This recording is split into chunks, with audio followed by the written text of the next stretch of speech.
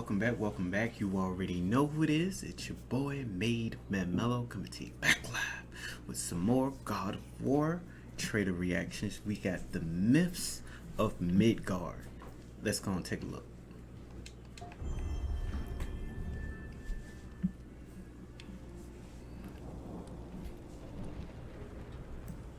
It's quite the storm we're having. Seems Fimbulwinter's here to stay. It will pass, though.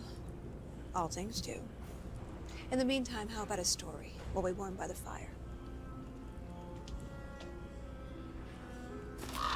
Odin's filthy spies.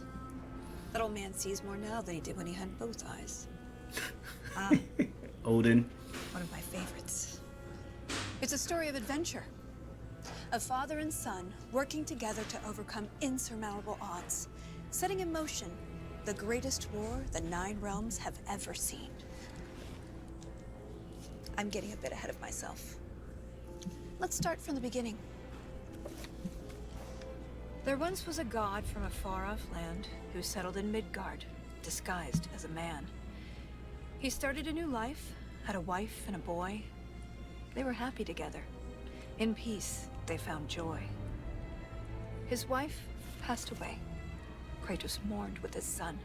But where one journey ended, a new had begun.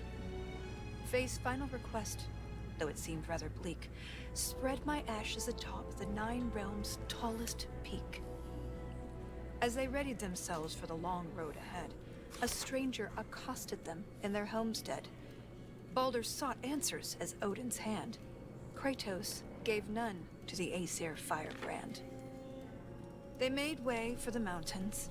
Kratos taught the boy skills, keeping godhood a secret but training to kill. Gods were always in danger, this Kratos knew, but secrets, he'd learn, could harm the boy too. They found Mimir in a tree, punishment for his wrongs, so they lopped off his head, and they brought him along. Mimir held ancient wisdom and knew the lost god of war. He warned, tell the boy, but Kratos ignored. No, now hold on a minute. Is that all that's in there about me? Something to add? Actually, yes, I do. You see, Odin, in all of his dreadfully paranoid wisdom, trapped me in that bloody tree for perceived wrongs. And I led quite the colourful life before even meeting him. It all started when I was just a lad in the service of a great fairy king. Riveting stuff, really. We'll have to get back to that later. No, don't turn the page. I wasn't finished. If Mimir were telling the story, we'd be here all day. Anyways, they met Freya, masquerading as a witch in the woods. A god knows a god.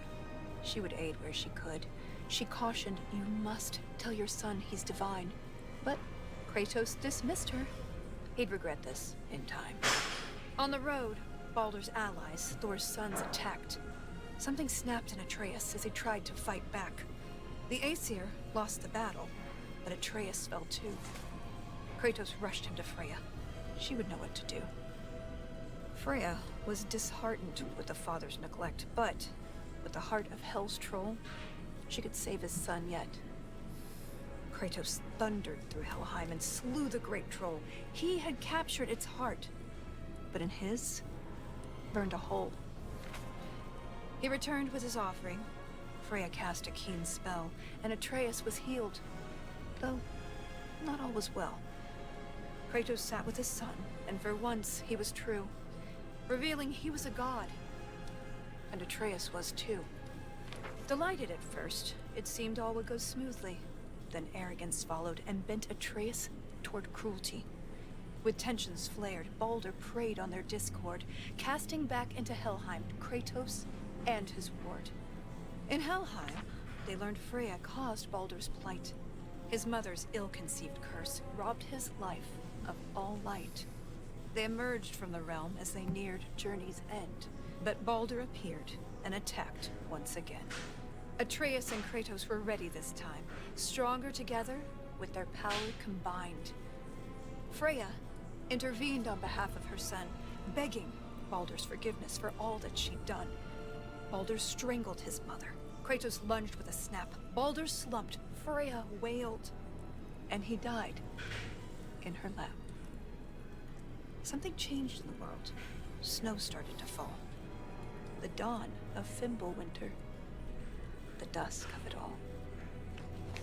Atreus asked, "Is this what it means to be gods? Killing our parents forever at odds?" "No!" Kratos bellowed as he dropped to one knee. "We will be the gods that we choose to be." Finally, together, they reached the Great Peak, finding Jotunheim's temple, the giants' retreat.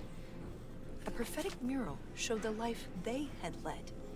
The boy's mother was giant, they learned as they read. Atreus walked to the cliffside. Kratos eyed the wall slowly. Beneath the boy's picture, a name was etched. Loki.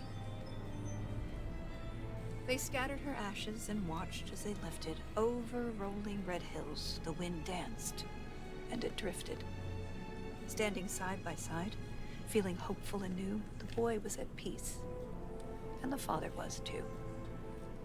With their promise fulfilled, they returned to their home. They trained day after day, lest they'd reap what they'd sown. Atreus grew restless. Wary, Kratos remained.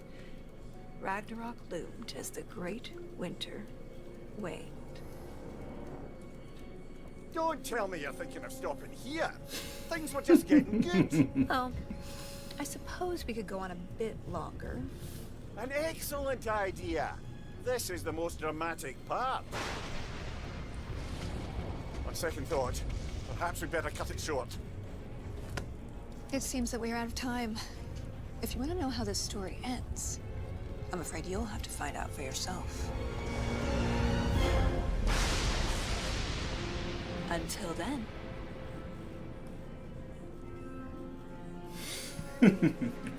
Good old recap, if you weren't tuned to the first game of God of War when it came out several years ago, when it sent the entire gaming world into utter shock and surprise.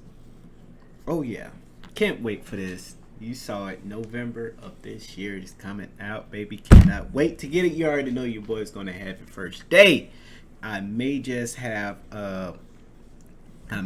do a whole God of War series playthrough, pretty much starting with the exact order of timeline, starting with Ascension, then God of War, then God of War 2, God of War 3, and all the playable ones. So definitely looking forward to this. God of War, PlayStation, you already know. It's your boy MadeMenMelo.